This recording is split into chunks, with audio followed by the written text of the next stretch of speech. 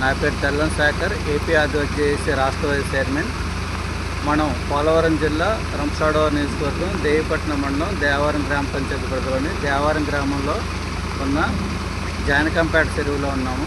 మీరు చూడండి, మరి ఇక్కడ ఉన్నటువంటి ఈ స్లూయిజ్ అండి. ఈ స్లూయిజ్ తూములు మొత్తం తూరుకుపోవడంతో మొత్తం ఇక్కడ ఉన్నటువంటి రైతులు పండించుకున్నటువంటి పంటలకి అవుతుంది. చూడండి, ట్రాక్టర్ ద్వారా నీళ్లు తోడుకుంటున్నారు ఆ చెరువులో ఉన్నటువంటి నీరుని.